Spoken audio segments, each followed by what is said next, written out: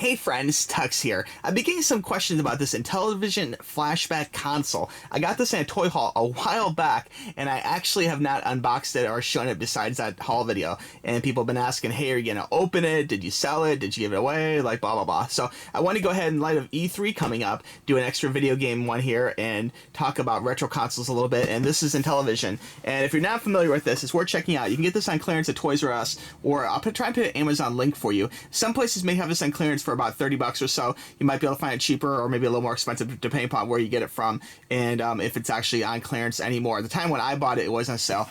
And it's a pretty cool little console. I mean, back in the... People think the video game wars are all just Sony and Nintendo or Microsoft or whatever, but going way back in the long, long ago, Nintendo, before they actually had the NES, there was Atari and Intelevision, and they were two game consoles that kind of like fought each other for, you know, which console was the best. And at the time when this came out, my family had a Atari 2600, and it was a thing where I kind of like liked Atari by default because we had Atari, but secretively the Intelevision honestly had a few better games, you know. I think so. If you're a Intelevision fan as a kid or whatever, or your family had one, nothing wrong with it. Great console, and some of the games were actually a little bit better, actually, you know, than the Atari one. The system itself sported a lot of kind of like knockoff games, if you will. Like while Atari had Space Invaders, like this company had like Astro Smash or whatever. And the thing about some of these like copycat games is, in a lot of cases, they were actually better than the Atari clone, you know? So there's a lot of fun to be had in here.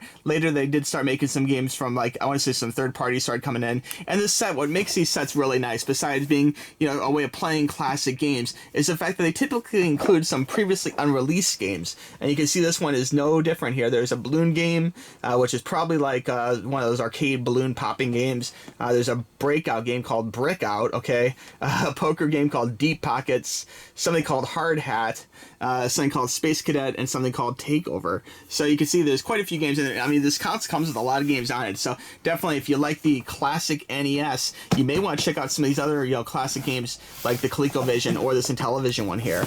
Let's go ahead and take a quick look inside, and we'll see just what comes with it. This isn't going to be so much a Let's Play, this is more just a unboxing to kind of show you what it comes with. Now this one, if memory serves me correctly, is missing one thing, is these controllers at the time were kind of revolutionary. The fact that they had this little disc thing at the bottom, okay? And they had numbers, which I think a lot of companies actually started kind of copying later, like the Atari 5200, and a lot of them like had, like this is the first one that actually had a number pad, like ColecoVision was also similar, you know, and since then other companies have kind of copied it. This did use kind of a standardized little Atari end, as you see there, so you may be able to plug the original Intelevision controllers in here. I don't remember if the Intelevision controllers had this like weird like part like taken out of it or not. Maybe it did.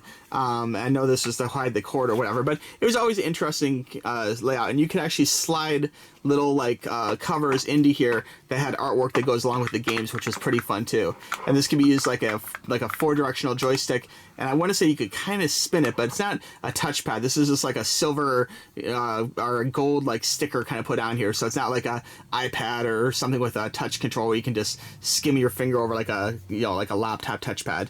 But pretty cool controls for back in the day, I'll have to say.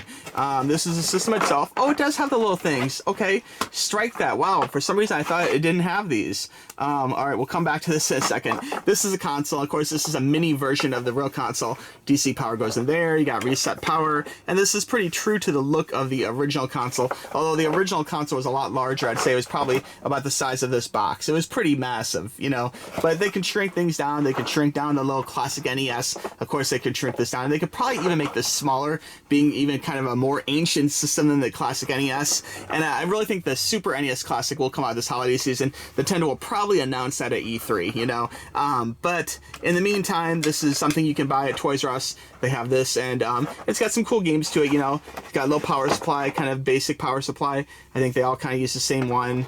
And of course, it comes with two controllers, which is nice compared to Nintendo that only comes with one controller. And then of course here it does have RCA. It's mono. It's an old system, so it's like video and like one audio speaker, you know. And then it does come with these little controller things. So this is kind of cool, actually. Like, I'm glad it has this. For some reason, I thought it did not contain these. Maybe I had that wrong. Okay, so you can see like there's like a little cover, so you can peel off the cover here. I'll do one just for fun. to kind of show you. See, this peels off, and that's pretty cool, like, you know, in-game art, you know.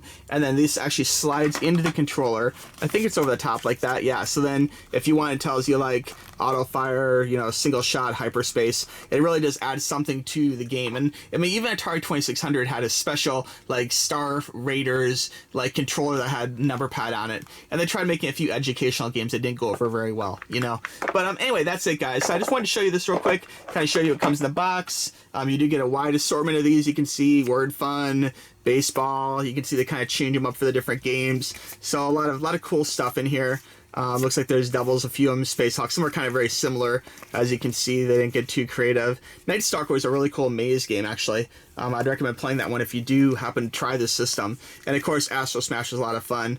And I've heard some of the other games are a lot of fun too, but I just haven't played them yet. Okay, to recap, this video has been for the Intelevision Flashback system. A lot of fun can be had for about 30 bucks or maybe less, you know. Be sure and check out your local Toys R Us for it. And again, you might be able to find this on clearance in some stores. I will try and put the link. People have been asking me for links, so I'm going to try and put the link for this, if it's available on Amazon, in the description down below. So you can click it and get your own real easy. It's a fun system. If you like classic retro games like classic NES, I think you might have a good time with this. It's worth checking out. It's not a lot of money, and you can actually have some good times, you know.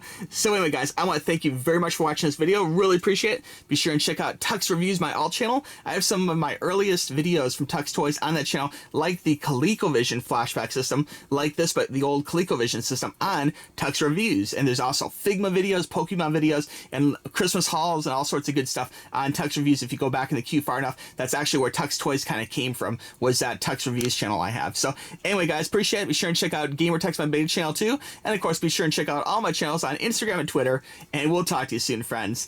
Bye-bye.